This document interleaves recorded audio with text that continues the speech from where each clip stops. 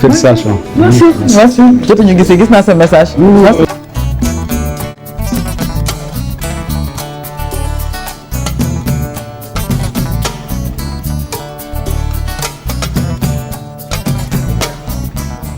Bonjour, je suis Aïda Diong-Gougnan.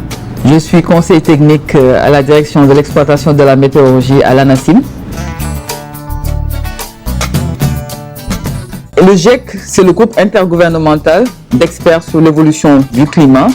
C'est un organe des Nations Unies qui a été créé il y a un peu plus de 35 ans. C'est pour évaluer le changement climatique de manière systématique dans ses aspects scientifiques, socio-économiques et technologiques.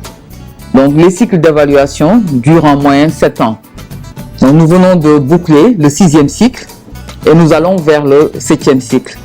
Et pour ce faire, le GIEC commence par élire le bureau du GIEC. Donc, récemment, la semaine dernière, nous étions à Nairobi, au siège de l'UNEP, pour les élections du bureau.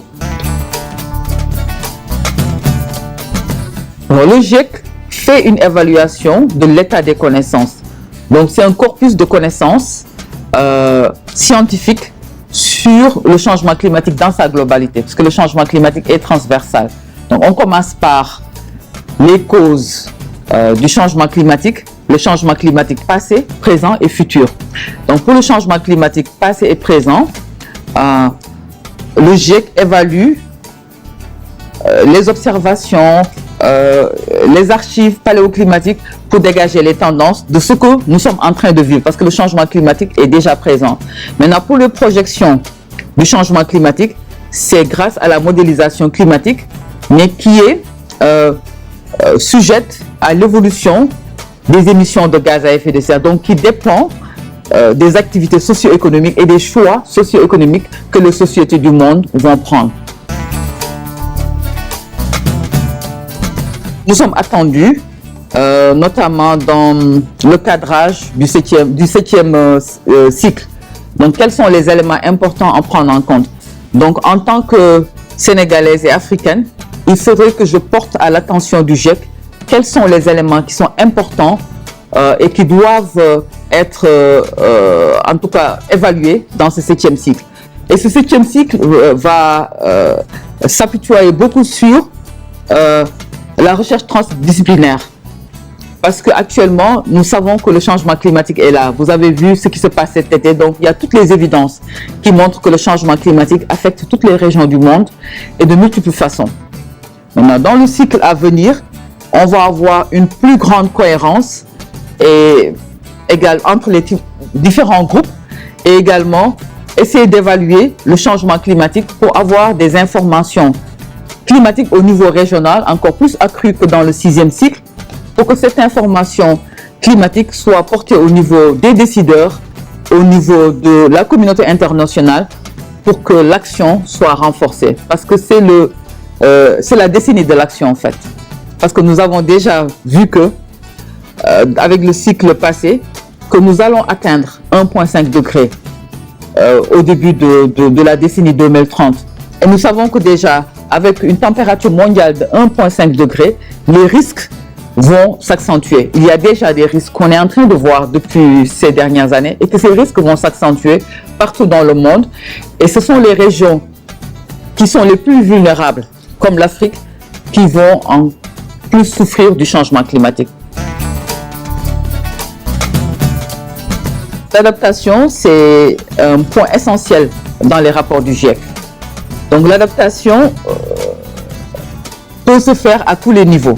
Mais ce que nous notons en Afrique, c'est que l'adaptation est plus incrémentale. Et ce sont les personnes, en tout cas les populations qui souffrent directement des effets du changement climatique, qui essaient de s'adapter. Maintenant, ce que le GIEC a noté, c'est que pour faire face au changement climatique, il faut que nous ayons une adaptation transformationnelle. Ça, c'est plus difficile parce que ça nécessite une transformation de l'économie, une transformation des activités. Et normalement, ça doit découler, en tout cas, ça doit commencer au niveau des gouvernements. Par exemple, si nous prenons l'agriculture, avec le changement climatique, avec les variations des pluies, avec la baisse projetée des pluies en Afrique de l'Ouest extrême, compris le Sénégal, quelles sont les transformations qu'on doit entreprendre dès maintenant? Et donc ça doit venir d'en haut. Est-ce qu'il faut pas plus miser sur l'agroécologie? Est-ce qu'on va continuer à faire l'agriculture avec la monoculture telle qu'on est en train de le faire?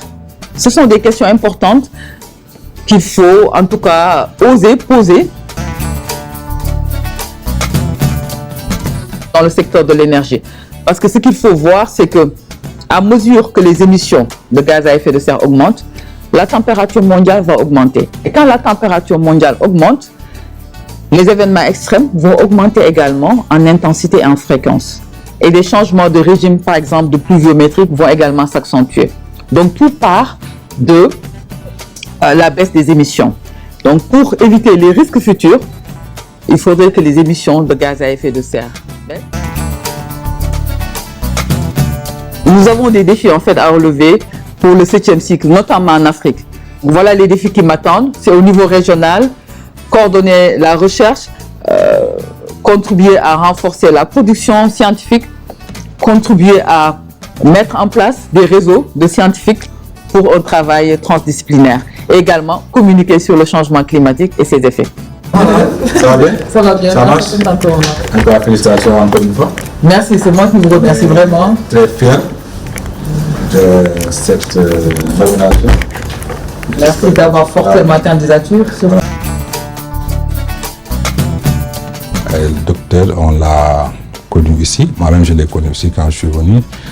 Donc, elle a toujours fait montre d'une grande expertise et d'une rigueur dans son travail. C'est d'ailleurs la raison pour laquelle on l'a soutenu. Moi-même et le directeur de la météorologie nationale, nous avons fait déployer tous les moyens nécessaires pour un peu faire la campagne au niveau des différentes parties prenantes. Et on est heureux aujourd'hui d'apprendre que voilà, elle a pu être nommée à ce poste. Et nous espérons, et nous le croyons même, qu'elle fera un boulot remarquable et que la réputation de la nation et du Sénégal sera toujours sauvegardée.